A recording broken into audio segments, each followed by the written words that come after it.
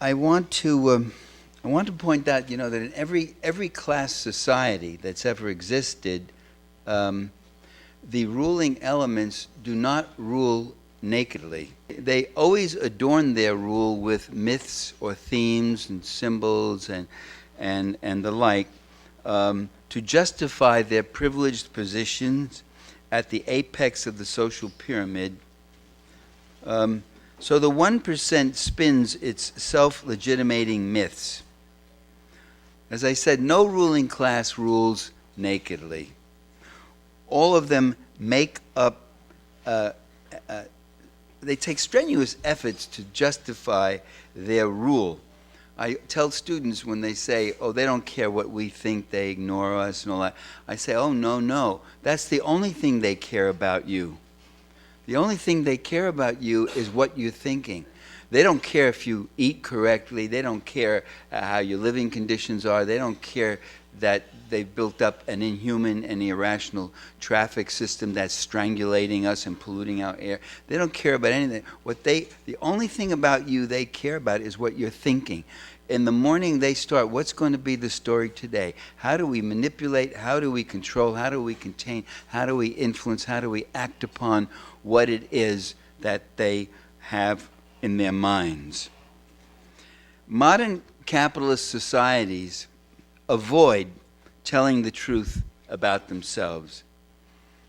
Instead, we get those rag to riches mythologies, the Horatio Alger stories, myths about fair play, equal opportunity, self-reliance, freedom, liberty, all those kind of things that they feed us again and again. A system that's been so productive and so wonderful and the like. The two fundamental myths of modern corporate capitalism that I want to treat are the myth that capitalism creates a general prosperity and a well-being, material well-being. That's myth number one.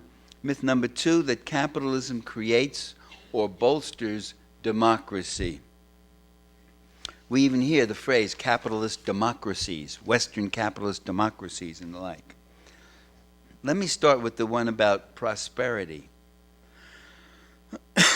Before I get into that, there's another secondary myth I want to put aside. When I'm talking about capitalism, I'm talking about giant corporate capitalism, okay?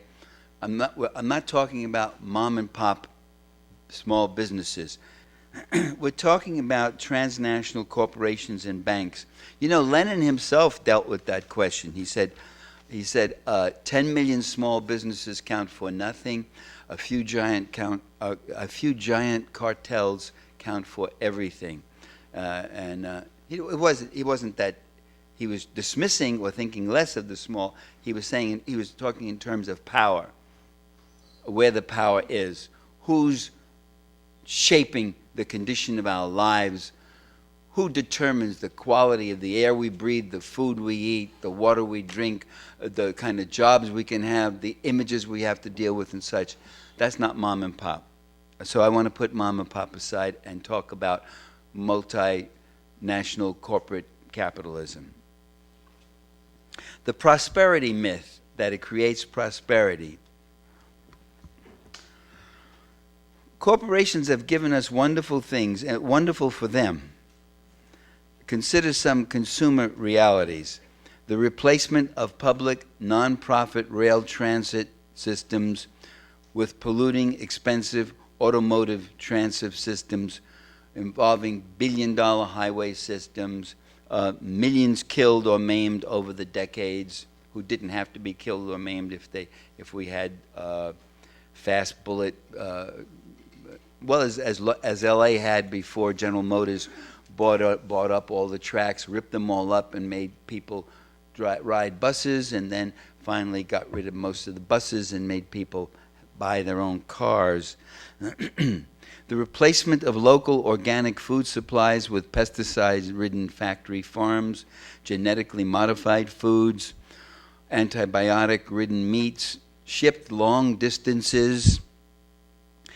For a long time, this has changed for the better. A tobacco industry, several generations of lung cancer, with you remember that wonderful film of the Senate hearings with the the CEOs from Liggett and Myers and all the other tobacco companies, and each one of them said no, caffeine is not addictive, and it's no caffeine. They all said that, and they all knew. Meanwhile, the evidence finally came up. They all knew it was addictive, and they all were deliberately injecting more caffeine into the cigarettes so that they would be nicotine. Thank you. Oh, what am I smoking? Okay, nicotine. I mean. I'm glad you're with me. Don't be so picky. Well, they got up. These guys should be in jail. That's called perjury. They lied under oath to Congress. They should be in jail. They never went to jail. But the tobacco industry is unfortunately, cigarette consumption has stopped declining in America. It's kind of leveled off now, and it's increasing dramatically in the third world. What the cigarette companies did is start moving out to the third world. Cigarettes became the cool thing in a lot of other countries, Asia, Africa, places like that. Unsafe at any price. And there's an avalanche of disposable products, cosmetic, medical, whatever, products that keep creating solutions for things that are not problems, trying to convince you that you have this need or that problem and you should buy this and have that. The history of capitalism has been a history of both great prosperity and great poverty. We often note how wealth and poverty, we often say, isn't it how unfortunate that so much wealth here with so much poverty right here, as if it was just an unfortunate juxtaposition. And in fact, it's not at all. It's, there's a dynamic interaction between those two things. This poverty exists because of this wealth. This wealth exists because of this poverty. It's a dynamic interrelationship. The wealth of the few rests on the poverty of the many. There could not be epauci, as Cicero called them. Epauci, P-A-U-C-I, Latin it is, it meant the few, the really elite group that ruled the Roman Senate. The Roman senators as such were one thing, but that inner group, the richest, most powerful men running Roman Senate, they could not have ruled and lived the way they want if they didn't, unless they had slaves and proletariat, impoverished people who worked for bare subsistence. There could be no lords and ladies without serfs who labor from dawn to dusk to keep the lords and ladies in the style to which they are accustomed. There could be no corporate capitalists without workers and indentured workers and debtors and taxpayers and all sorts of other people. So there's a real relationship between wealth and poverty. I'll return to that in a minute. I just want to say something else. Do the 1%, that top plutocracy, which you know it's really not 1%. You know that, don't you? 1% would be 3 million people. It's really more like a fraction, about 1/4 or 1/10 of 1%. It's about 120,000 people who really compose the super rich and have the wealth of America. And when people say, whoa, you know, that top 1% has as much wealth as the bottom 30 or 40%. That's not true at all. The bottom 30, 40% has nothing. I don't know why people are saying that. Robert Reich, I heard him say that. The 140 richest billionaires have as much wealth as the poorest, 75 million people. The poorest 75 million in America don't have a pot to spit in. Most of them are in debt. Most of them are maxing out on their credit cards. Most of them are just barely getting by. How are you comparing these two? What kind of a dazzling statistic is that supposed to be? But does that 1% believe their own mythologies? Yes, of course, people believe in their own virtue. Yes, of course they believe in their own value to society. Of course, you think Mitt Romney doesn't? He thinks he's God's gift. Well, he's got a special problem with the Mormon stuff and all that. But he thinks he's God's gift to society. For the most part, the class propaganda they put out elevates them, justifies their worth. So why would they not believe it? They find it very persuasive. We all find things very persuasive that are flattering to us, rather things that are critical of us. You don't know what you're talking about. What do you mean? That's what you. But when someone says something that's positive, you say, "Oh, you really think so, hey?" Yeah. They believe. It elevates them. It justifies their wealth. So why would they not believe it? It's very persuasive because it serves their interests. They believe that the poor are the authors of their own poverty. They believe their own wealth is earned and socially useful. It creates jobs. It provides growth. They believe the free market system is the most productive and beneficial in history. They believe competing systems and reforms and government regulations are harmful and distract from the performance of the good things. They believe that government should not be a nanny state tending to the needs of the needy. Let them learn self-reliance, those people down there with their hands out. At the same time, they overlook the fact that their own class is not at all self-reliant. No one is more reliant on government handouts than corporate America. They get tax breaks, more than you and I get. They get about $100 billion a year out of every budget in direct subsidies. Everything that they produce almost everything is subsidized by the government. They get loan guarantees. They get export subsidies. They get equity grants and land giveaways. They get almost free leases on a lot of government land to do what? Harvest the timber, or mine the copper, drill for the oil. They get oil giveaways practically, or leases, or the land. I mean, it'll be estimated that there's a $15 billion worth of oil in a certain reserve on the government land, and they'll lease it. The government will lease it to them for like $500,000 or $1 million peanuts or something, so they can go ahead and take that. That's stealing from the public treasury. The airwaves, they get to lease the airwaves for a song. For a song, Fox News gets to get these airwaves. The airwaves, ladies and gentlemen, brothers and sisters, the airwaves are the property of the people of the United States. You'd never know it, though. They're sent out and they're used to great profit by the media corporations and their advertisers and the like. And they get bailouts. They get billion-dollar bailouts. Mom and pop doesn't get a bailout. If things go down, you go out of business. You lose your grocery store. You lose your little cafe, whatever it is. Federal government does not give you a bailout and say, hey, you're too small to fail. Let's give you some more money to boost you up here a little bit. That doesn't happen. Well, big corporate capitalism, besides being hypocritical, self-deluding, and deluding us, is also an irrational system. Marx said it was a ruthlessly rational system that demystified and shattered the Dark Ages. You know, there's that incredible paragraph in the Communist Manifesto where Marx and Engels talk about the dynamic, productive energy of capitalism and how it broke loose from the shackles of 1,000 years of the Dark Ages. And if you read, the Enlightenment writers, I had an anthology of the Enlightenment. I started reading them. I was so struck.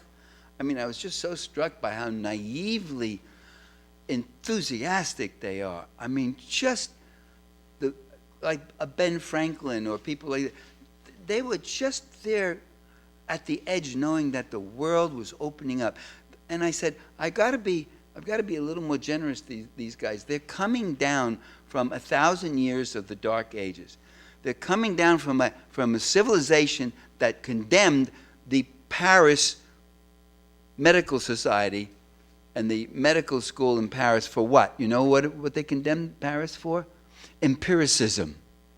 They said Paris medicine suffers from empiricism. This was back during the time of Louis XIV, Louis XIV or so. That empiricism, that is, they were doing things like cutting open cadavers and looking and learning what the body really was about and where it was and what happened and doing that sort of thing, rather than using the Bible as its authority for judging why someone is sick, and there are 4 humors, there are 5 this, and there are 7 that, and you make these old superstitious deductions, and then you gave the guy whatever it is, the eyeballs of a frog and to eat, and he had to say 10 Our Fathers, and that would make him better. So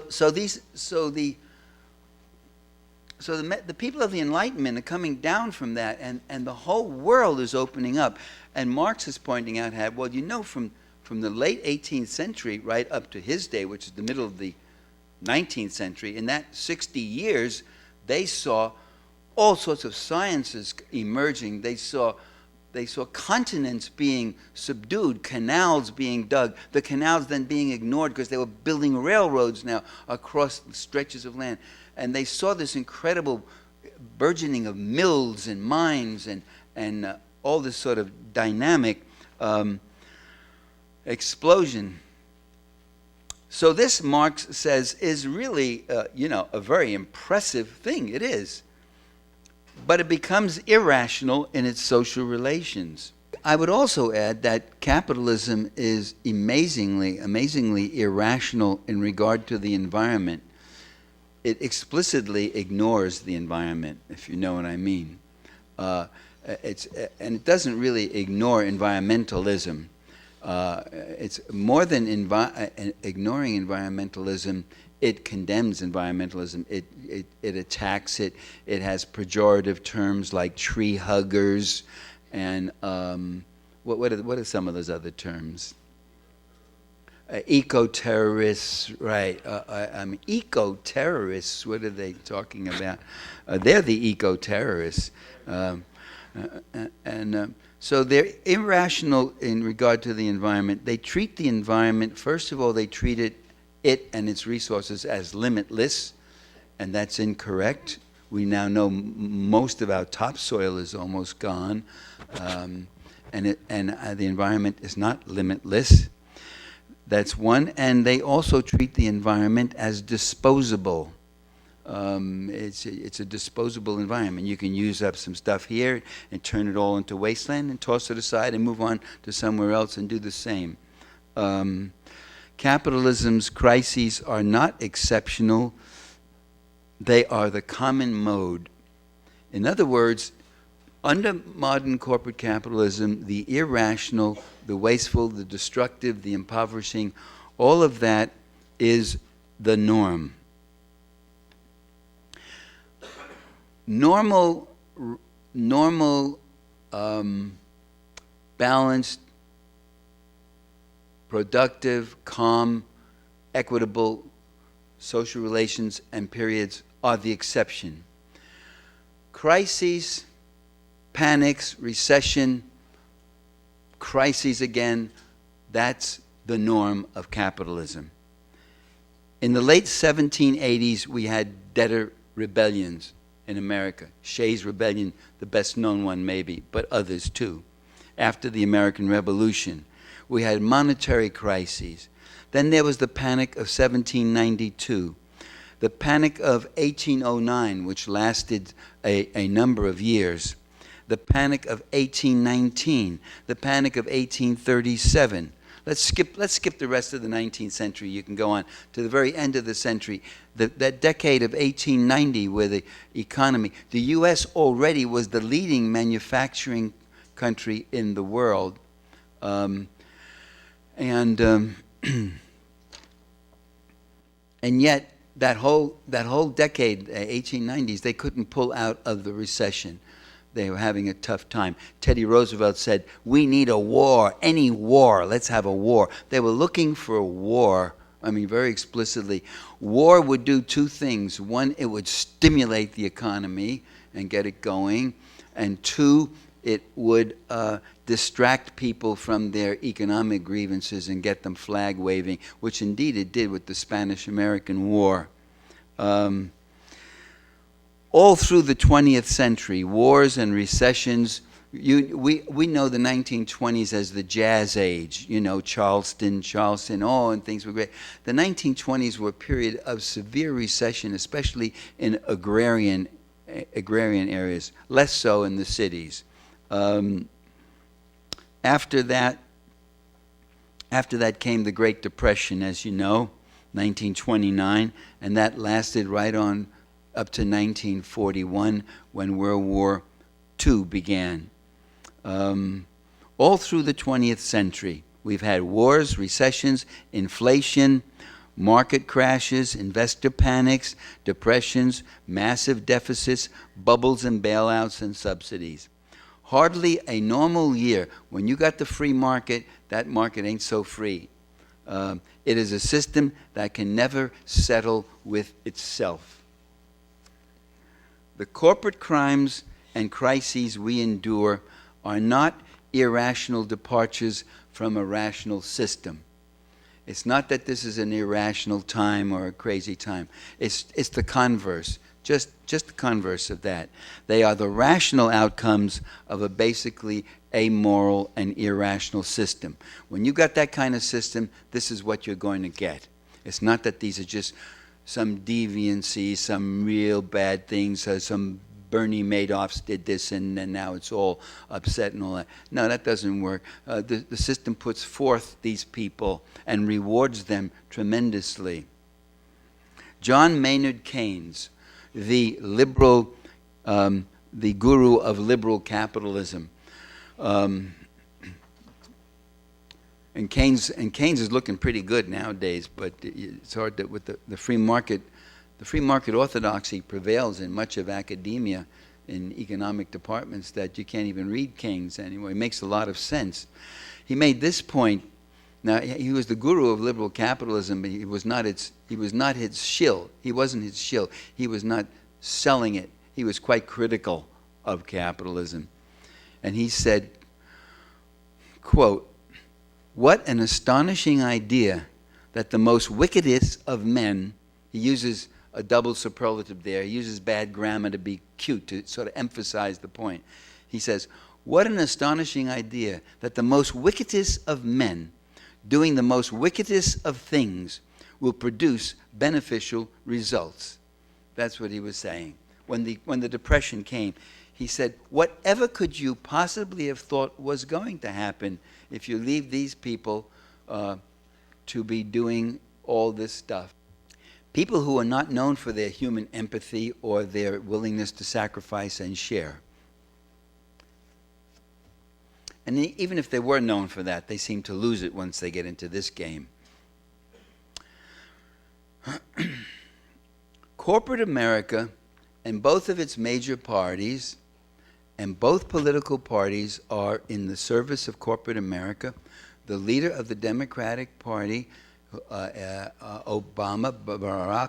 Obama, in the debate just last week with Romney, made his profession to the free enterprise capitalist system. He said that. He's very explicitly made that point. They're wedded to a system that brings poverty and hard times and attrition. Most of the world is capitalist, and most of the world is poor. Capitalist Nigeria, capitalist Indonesia, capitalist Mexico, capitalist Thailand, capitalist South Africa. I said to you, capitalism creates immense prosperity for a few, but it creates immense poverty. And here it is. All of these capitalist countries, they're usually not even thought of as capitalist countries, isn't that right? They're just thought of as third world countries. No, they're capitalists. They're big companies that are in there, and they hire people, and they got mines and mills and whatever else. And as capitalism spreads and grows all over these worlds, so does poverty. The number of people living in poverty is growing at a faster rate than the world's population. Did you get that? So that poverty is spreading, in other words. spreading even as wealth accumulates. Even in the United States, in 1900, the United States was a third world country, 50 years before the term was invented. We had typhoid epidemics in Philadelphia and Baltimore and places like that. We had chronic and mass underemployment, chronic and mass poverty. We had all that sort of stuff. All the diseases of poverty too, tuberculosis, malnutrition, rickets, and the like. I remember as a kid, tuberculosis and rickets and all those were still diseases to be dealt with. The great American prosperity, America as the land of prosperity, is a myth. It didn't exist. The Great Depression came along. At the same time, Western Europe, those great, wonderful social democracies like Finland and Denmark and Norway and Sweden, and where life and social services have been better for a while, they were third world countries too. People were living hard and mean lives in those countries too. World War II brought a massive increase in spending in America. There were three things that led to the American prosperity that came. That prosperity started developing 1945, 46, 47, in the 1940s. And that came for three things as I see it. One was the great backlog of consumer demand. An interesting thing started happening when World War II came. All sorts of people started making money. My uncle, I have an uncle, Nick, he was a mechanic, a working class guy. I come from an Italian working class family in New York, East Harlem, which was a big Italian neighborhood in those days. Uncle Nick worked in a garage. He made about $40 a week, which was good money in those days for blue-collar working class people. When the war came, he quit being an auto mechanic, and he, first of all, there were many, many less automobiles on the road. Nobody had automobiles. He went to work in an arms factory and was making $100 a week. I mean, $100 a week was unbelievable. The problem was there was nothing to spend it on. Oh, he went to nightclubs and did things, and all that. But even he had a surplus in this lifestyle. You couldn't buy cars because Detroit was now making tanks and planes and the like. You couldn't buy new refrigerators. You had to keep your old one if you had a refrigerator. Many people still had ice boxes with ice in it. My family did, and the like. But what it did was, everybody said, when this war is over, there'll be a depression. In other words, we'll be back to the way it was in the 30s. When the war was over, you had this backlog of consumer demand. People wanting things and having saved up money from all the jobs they had during the war. Because the government was spending in a way that some of this just trickled down, did get around. This was the kind of money they could not spend it during the Depression itself. They couldn't spend that much, but they could spend it for war and killing. The second thing that happened, besides this great backlog of people wanting homes too, and as I say, all these durable consumer goods and the like, after World War II, there came what was called the GI Bill of Rights. I remember there was constant talk about what happened to our veterans after World War I, and constant little pictures, old photographs and such, of veterans of World War I standing on the corner selling apples. And the word was out, are we going to let our boys come back from the Pacific and from Europe now this time, and we're going to make them stand on corners and sell apples again? And Congress was really swept up in this thing. And so they passed this remarkable legislation, the GI Bill of Rights, which really, unlike the GI Bill today, which is so miserable, so meager, so deficient, that guys come back for a GI and they volunteer in the Army in the hope of getting these GI benefits. They come back and they get them, and it's not enough. They have to borrow money. They have to take extra jobs and the like. It's very disappointing. The GI Bill back in 1946-47 was a terrific deal. You got a stipend, a full amount to be able to live on, and you had all your tuition paid. And it was, nobody had to run into debt. Nobody had to take second jobs or this or that or anything like that.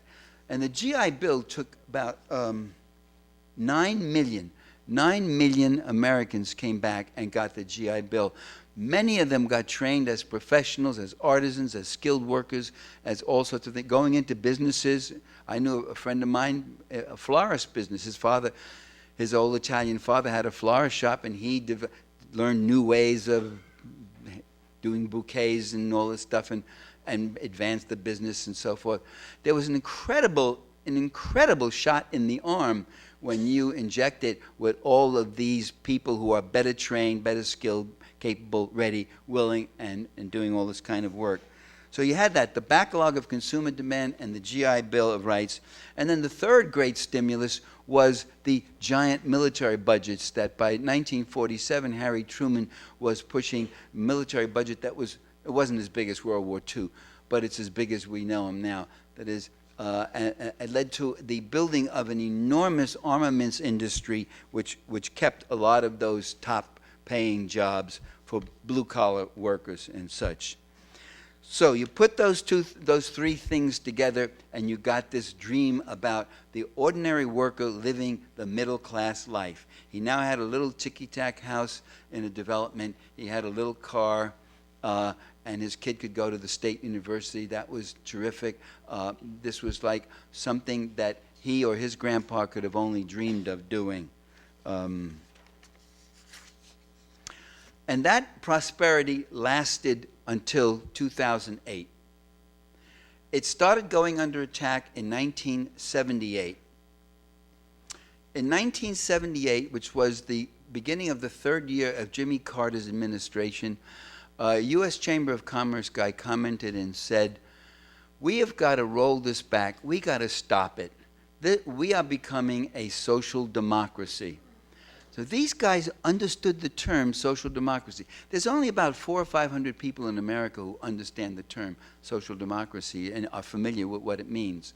The social democracies, we use that term to mean Finland, Norway, Sweden, Denmark, Holland, to some extent France, Western Europe in general. It is countries that are capitalist, but the public sector has been expanded and is creating a social wage that is really helping the people. Health care, guaranteed free health care, affordable housing programs, job programs, and all that kind of stuff. That was the social democracy. Paid vacations, good wages. That same emergence of a social democracy was developing and emerging for the first time in their history in the social democracies in Western Europe also. And there they had another impetus. They had terrible destruction from the war. It wasn't like the U.S., which was very prosperous and hadn't lost a single house in World War II. But they had something else. They had this other enormous impetus. They had the Marshall Plan, the U.S. sending them millions of dollars to reconstruct, and they had Soviet troops along the Elbe River. And there it was, all of Eastern Europe, where you had countries where people had guaranteed right to a job, guaranteed free medical care, all of these things under communism. They may not have had the freedoms that people might want, but they had these other things.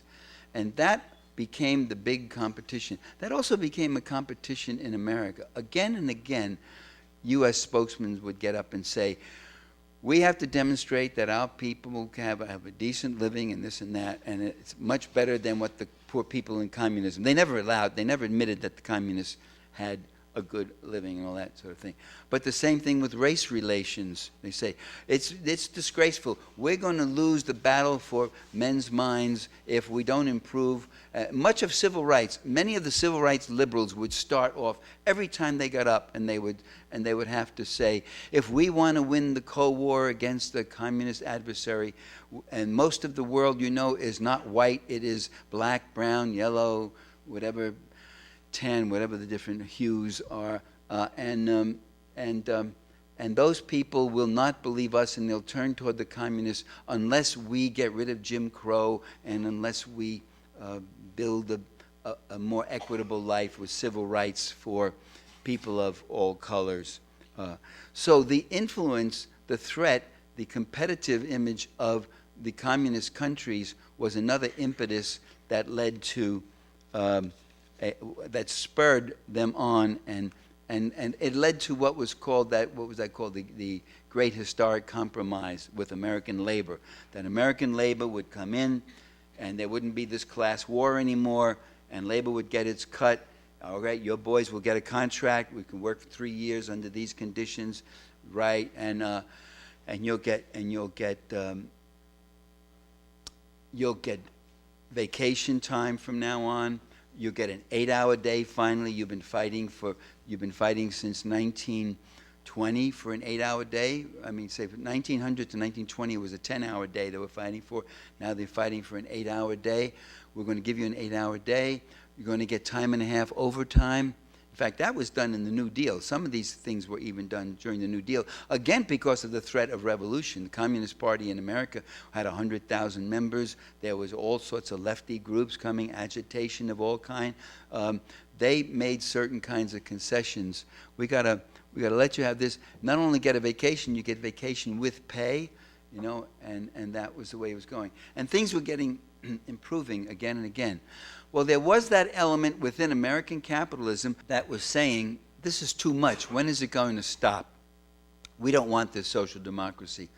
And in 1979, that year I told you about, Reaganism began. Back in those days, in 1980, when Reagan won and was president, I said Reaganism came in 2 years before Reagan, and that was under Jimmy Carter. He immediately increased the military budget.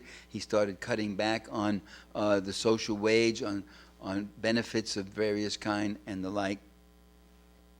And so there was this rollback.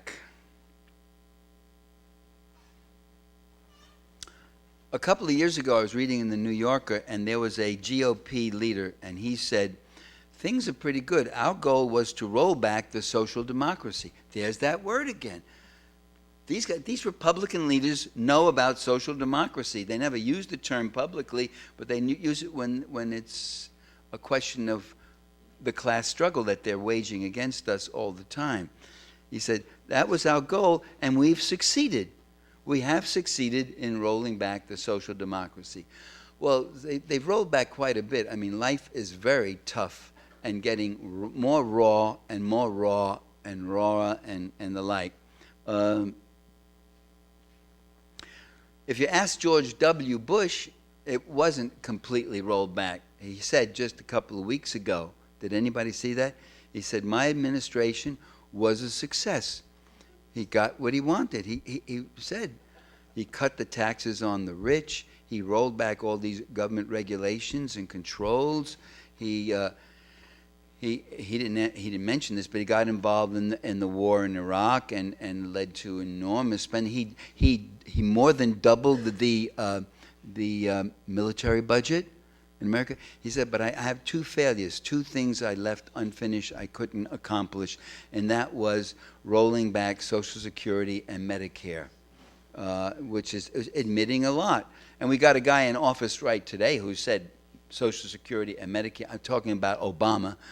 He said Social Security and Medicare are on the table. They're there to be bargained and trimmed if we have to or not.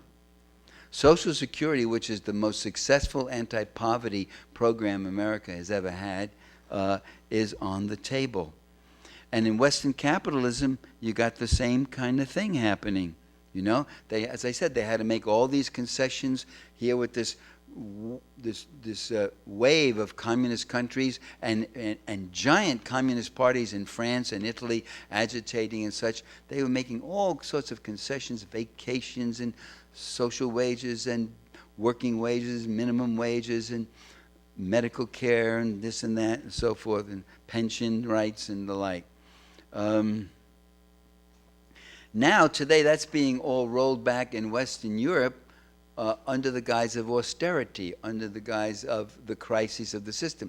They're using the crises of the system itself as the bludgeon to force working people to now make sacrifices and get rid of the social democracies. And that's their goal in Spain, Italy, Greece, and pretty much anywhere. So you see, recessions can be a weapon, and a very useful one. Recessions are not such a bad thing for the 1% at the top. Mitt Romney, did he suffer much through this past recession? Did any of his 5 sons, all of whom have multi-million-dollar trusts, did they suffer very much in this past recession? Did they show any signs of suffering? I don't think so. I mean, I didn't spend too much time with them. I don't really know. I don't really know, but it's a recession is not really so bad for the big boys. It really isn't. A recession is a form of mass poverty, but it's not bad for the big boy. Otherwise, we wouldn't have so many of them, you know, if it was bad. Recessions tame labor. Labor gets tamed. Labor unions get broken. Labor unions settle for miserable contracts, almost next to nothing. Recessions tame individual workers. All sorts of people line up for jobs today who would not have imagined working for those wages just 5 years ago. Small businesses are bought up at bargain prices, and even big ones. Big businesses swallow big businesses. If you study media, the media ownership patterns, they don't just buy up small independent radio stations, newspapers. I mean, you've got big businesses buying other big, huge businesses. You see, the 1% also does not want a well-educated, self-confident public. They don't want a public, potential workforce with a developed sense of entitlement. They don't want people with high levels of expectations. They want us hungry. In that sense, recessions are quite useful. The hungrier you are, the harder you will work for less and less. Why do you think Indonesians work for 17 cents an hour in Indonesia? 15, 16-year-old girls working for 17 cents in a Nike factory to make those shoes that Nike then brings over here and sells you for a real bargain for $200. Shoes that cost them $8 or $9 to make, even with all the outsourcing and all that and transportation costs. Why do you do that? Do they do that because they're so concerned about you? That's some bargain, huh? $200 for these shoes. Wow, that's so cheap. No, that's not cheap at all. That's very expensive. But why do they do it? It's to increase the margin of profit, to diminish the cost of production and keep the price high and fancy.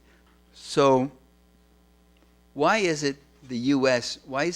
workers don't work for 17 cents an hour? Is it because we're so much more self-respecting than the Indonesians? Is that it? Or is it something else? It's that we are at a level of historical struggle where we don't want to and don't have to and will not work for 17 cents an hour. But the goal is to get us down closer to that number from where we were. The goal is to get rid of those benefits and paid vacations, and more jobs now are just contracted. There are no benefits, nothing. The hours you work, you get paid. If you're laid off for 2 days, you're off for 2 days, and the like. So there's real method in their madness. And by the way, all those signs were coming, that crash of 2008. Before that, the 7 or 8 years before that, there already was another 6 million out of a job. I got those figures somewhere here. Right, 6 million out of a job. Median family income had declined by $2,000, which was a lot of money for modest income families. 7 million people lost health coverage in that time. The consumer debt more than doubled from 2003 to 2008. Compliments of George Bush and Dick Cheney. But it was okay with the guys at the top. The Dow Jones was up at record highs, and the banks were making more money than Santa Claus. They were having a great time. Another myth is that capitalism fosters democracy, and that I'm just going to laugh away. Every democratic gain we have made, it's been with the opposition of that ruling class. The ruling landed, merchant, banking, investing class opposed the abolition of property qualifications for voting.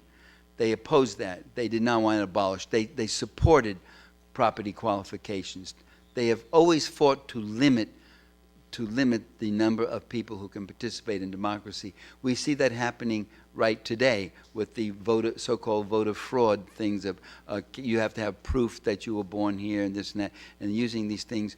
They've disfranchised, they figure, several million people in various states here in the U.S. They have never thought the people should be doing much with government.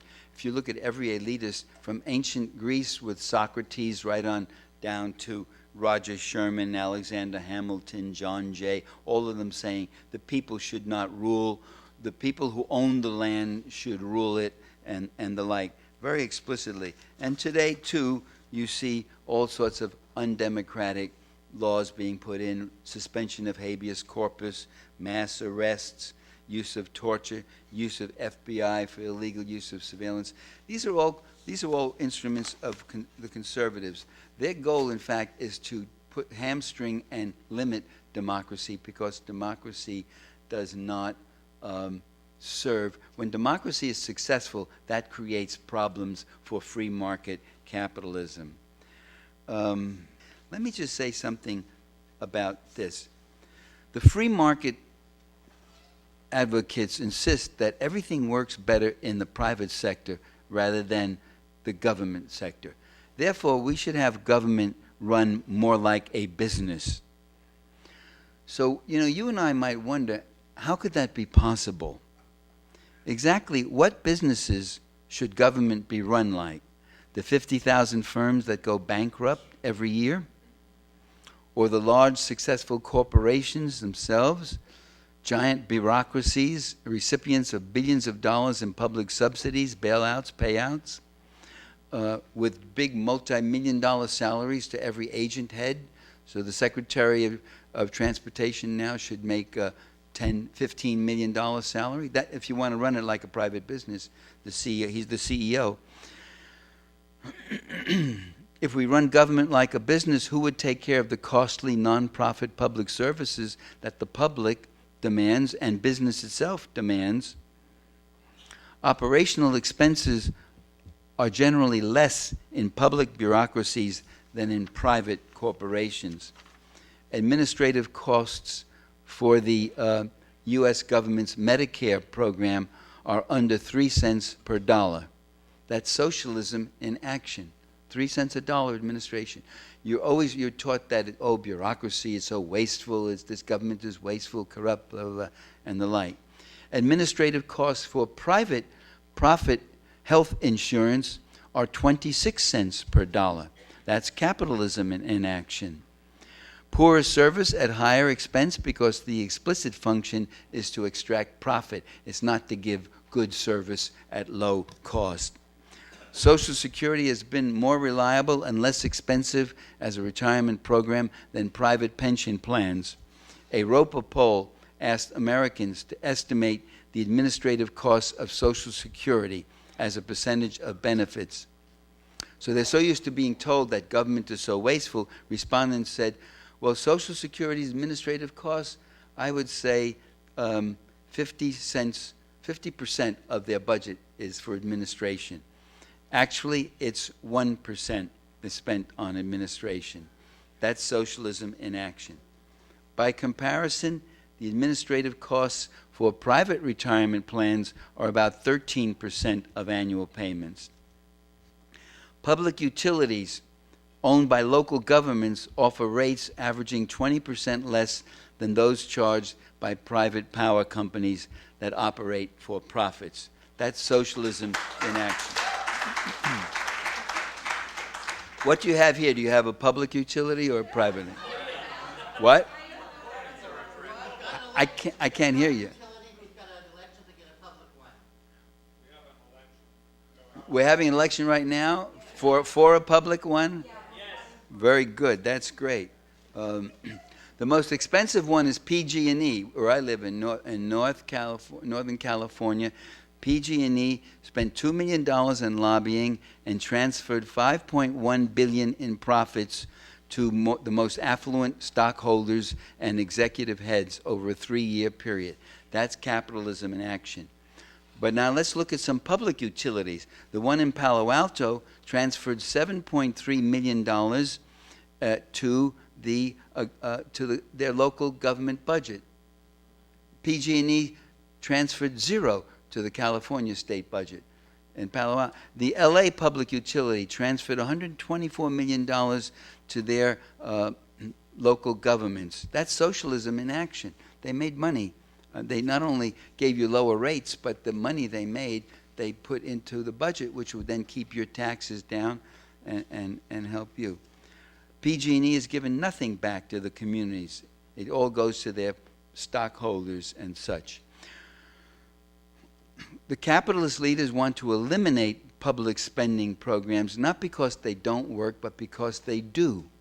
That's why they want to get rid of public utilities. They work fine. They demonstrate that this thing could be done cheaper and at greater return for the public and such. That's why they're destroying the U.S. Postal Service and inflicting upon it a terrible... go to Common Dreams, and Jim Hightower has a good article on the post office. The post office isn't going broke. It's not dwindling. It's handling more mail today than it ever did even before the internet. It may not as much first class mail, but an awful lot of junk mail and such and the other stuff. But I call it junk mail. I mean, it serves some service sometimes.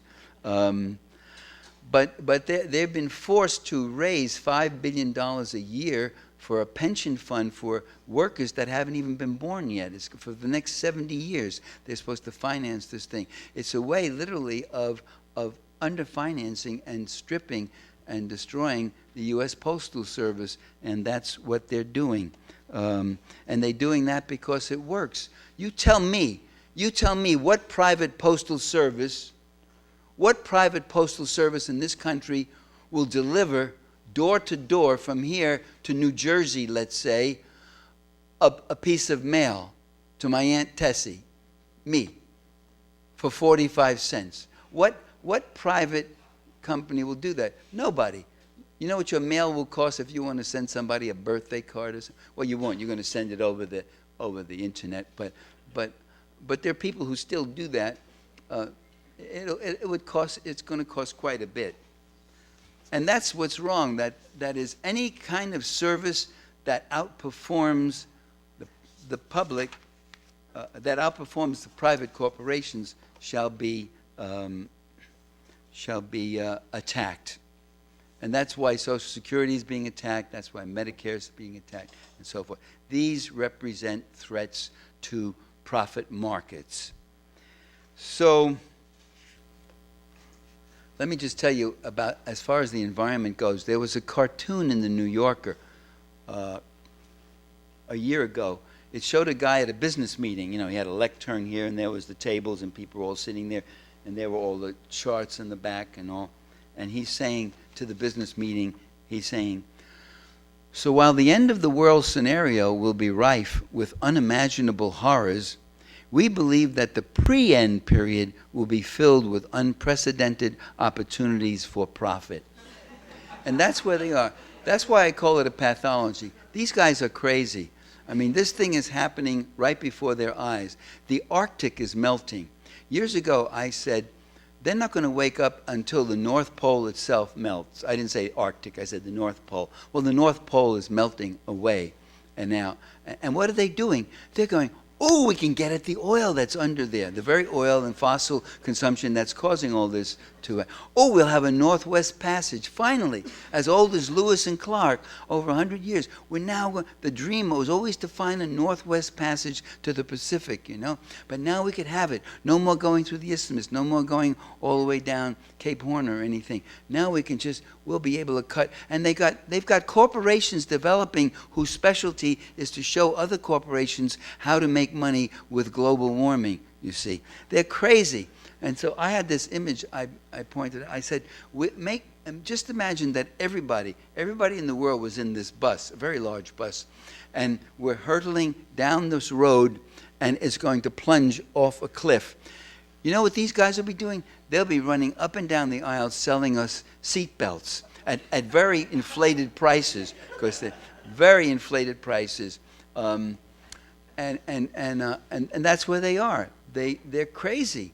It's a rational pursuit of irrational ends becomes itself, the pursuit itself becomes irrational. And these people themselves, although they sound perfectly rational, are part of this pathology.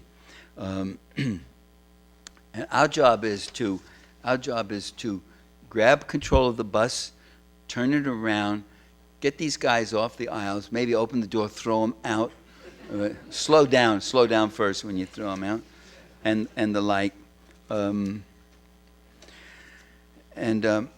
leave you with this. Someone wrote this on the internet, and I couldn't find out the party's name, but it was something like this. Actually, I'm rephrasing it. Quote, "What an incomprehensible, insane world it seemed to me, until I realized that it was ruled by rapacious, money-mad sociopaths. Then it all made sense."